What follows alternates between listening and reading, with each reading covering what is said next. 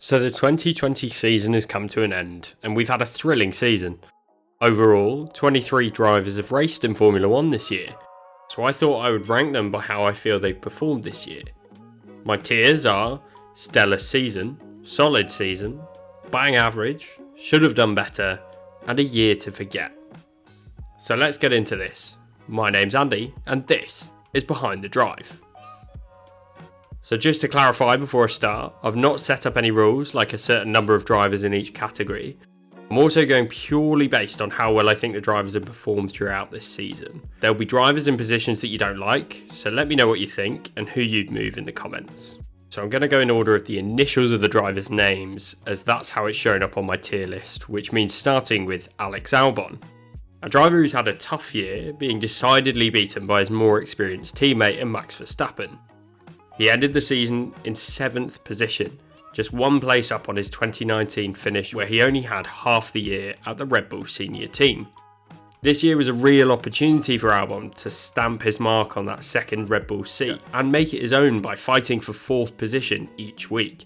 But it just wasn't to be for Alex, and he's ended the year with just 2 podium finishes and certainly a year to forget. Sadly, I don't think there's a future for Alex Albon at Red Bull, and I fear he'll end up as yet another Red Bull driver with promising talent who got promoted too soon and dropped from the sport. I'm going to put Giovinazzi in the solid season category. It feels like Antonio has had a quietly decent year given the car went backwards compared to last year. He ended up winning the qualifying battle with Raikkonen and ending up on the same number of points as his world champion teammate on 4, although he did lose the race head-to-head with the Finn. It was a decent year for the Italian driver, and I can see why Alfa Romeo have kept him on for next season. Another thing to note with Giovinazzi is that he managed to make up positions on the first lap in 15 of the 17 races this year. An impressive stat, especially given he didn't qualify too badly compared to Raikkonen. It's a critical year once again for Giovinazzi next year, as he could end up being challenged by the large pool of Ferrari Academy talent sitting and waiting in Formula 2. If one of them wins that championship next year, his seat could be under threat.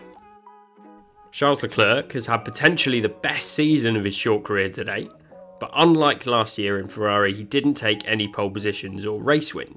Somehow, with that dreadful Ferrari car, he managed to take 2 podium finishes and 98 points in total, more than triple that of his 4-time world champion teammate Sebastian Vettel. The German driver even left Leclerc a message this weekend, saying that he's the most talented driver he's come across in Formula 1. A big statement. The season was not without fault though, as he did make errors in the Sakhir Grand Prix and Turkey on the final lap. But overall, to pull that Ferrari car to the finishes he did, and so consistently through the year, it has to be a stellar season for Charles.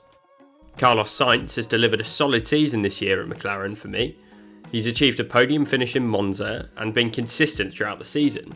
And it was this consistency from both McLaren drivers that allowed the team to take that coveted 3rd place finish in the championship, despite not having the 3rd fastest car. He even managed to beat Lando Norris once again this year by 8 points, which I'm sure he'll be happy about, although he just lost the qualifying battle 9-8. I think he certainly set himself up well before his move to Ferrari, which could be a challenge for the Spanish driver, but I look forward to seeing what he can do next year against Charles.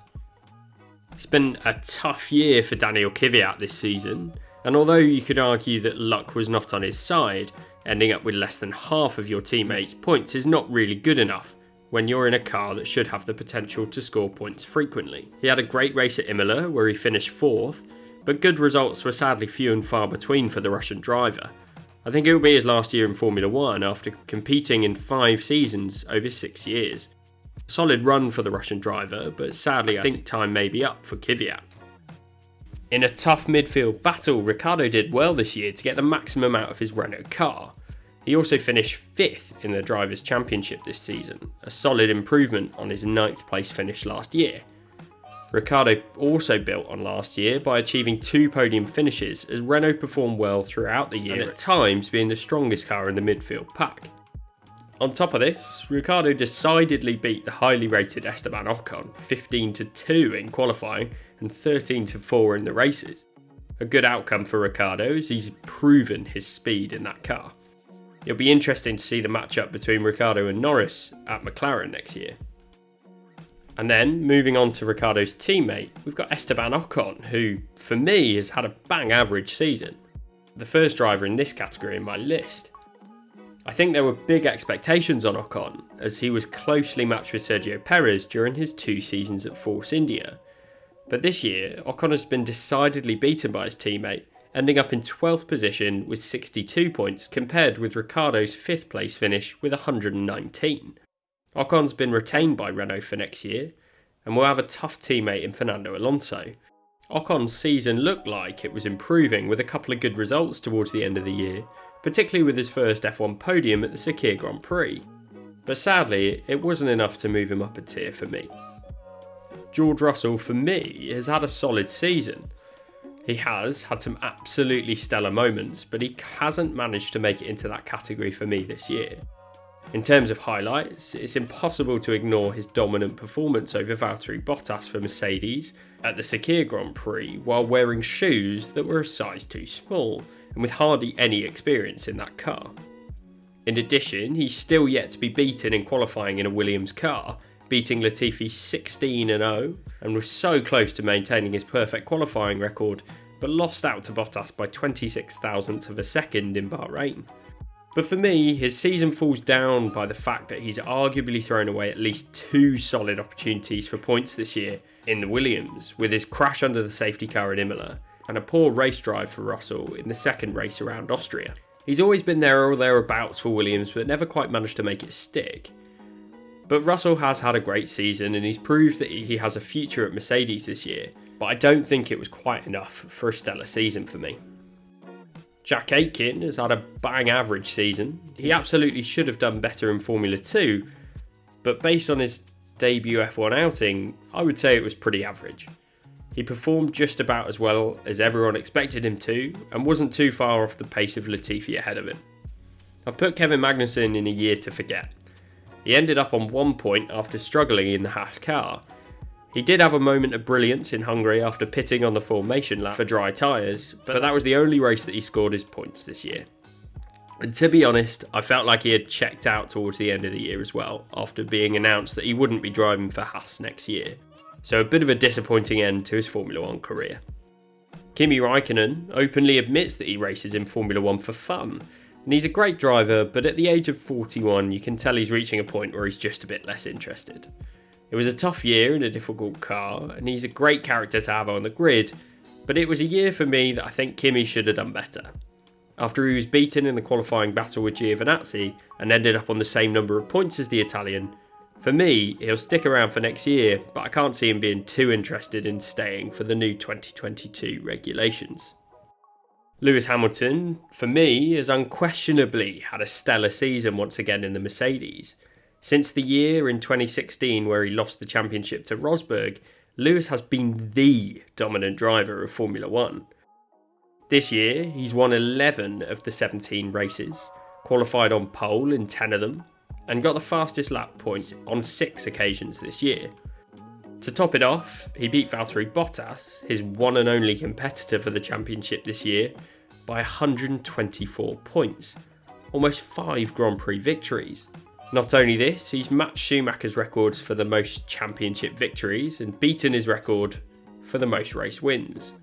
In a record-breaking year for Hamilton, there's no other option for me than to put him in the stellar season category.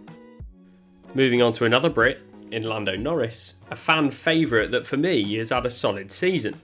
He achieved his maiden podium at the first race in Austria this year, and much like his teammate Carlos Sainz, he's been consistent throughout this year to end up on 97 World Championship points in 9th position. He outqualified Sainz 9-8 over the course of the year, which he'll be happy to have done before the pairing split up for next year, but despite ending up behind Carlos in the championship standings, the consistency for me means Lando has had a solid second season. It's difficult to put Lance Stroll any higher than should have done better. Despite scoring 2 podium finishes and a pole position in Turkey this year, he was decidedly beaten by Sergio Perez in the championship, ending up 50 points behind his teammate. He had a rough start to the second half of the year as he ended up retiring, withdrawing or finishing out of the points at 5 races in a row. And it was a shame for Lance, as early on in the year he showed signs of taking the fight to Sergio Perez ahead of him. It'll be interesting to see how the Canadian matches up with Vettel going into the next year, but I wouldn't be surprised if we see the team going backwards down the order with that driver lineup. Max Verstappen is unquestionably one of the best talents on the Formula 1 grid now.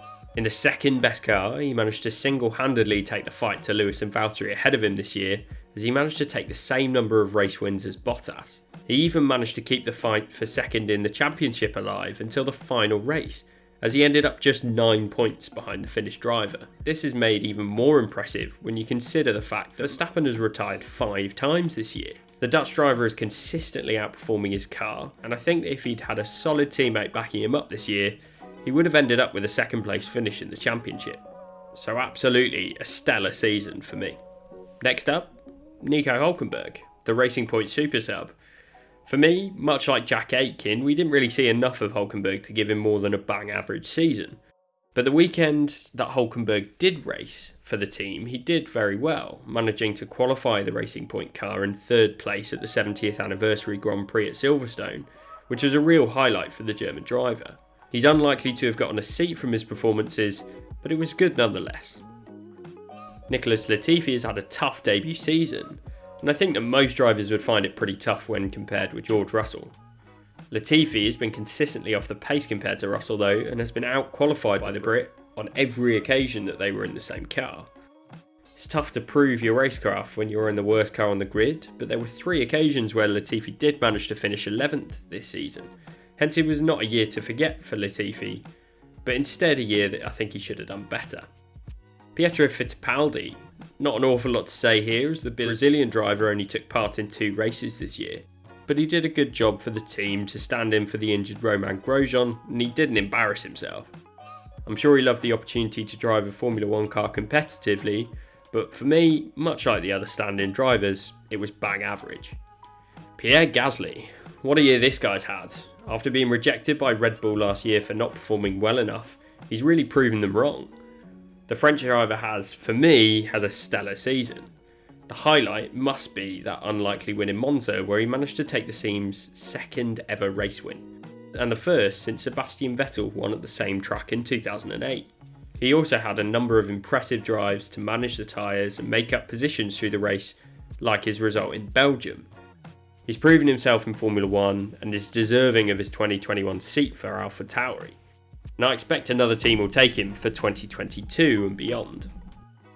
Romain Grosjean's season has been one that I think will be best known for that crash in Bahrain. But for an overall perspective, I think he'll look back and think he should have done better. He had a single points finish at the Nürburgring, but there was not really much else to note. He did manage to outscore his teammate Magnussen, which is why he isn't lower in this list, but I look forward to seeing where Grosjean ends up next in his racing career. Sergio Perez is my last addition to the stellar season category this time. And what a year it's been for the 30-year-old who's potentially raced in his final Formula 1 race. He's had some unbelievable results, with the Mexican driver scoring points at every race that he's finished this season. Checo has been one of the best performers in Formula 1, and with a race win and what should have been 3 podiums on the trot between the Turkish and Sakhir Grand Prix, he's managed to finish in his highest ever position in the championship with 4th place. And it's criminal that he doesn't have a seat on the grid next year after such a great performance. Sebastian Vettel started this season knowing he would be leaving Ferrari at the end of it, and despite a good race in Turkey where he managed to finish 3rd, I think he's had a year to forget. He scored less than 1/3 of Charles Leclerc's points, which summarises just how bad this year was for the 4-time world champion. It was great that Vettel had his last hurrah in Turkey, getting his final podium finish for Ferrari, but it never really looked like he could challenge in the car this year. And finally, we have Valtteri Bottas. And for me, despite finishing 2nd in the championship and achieving 2 race wins, it's a season to forget for the Mercedes driver.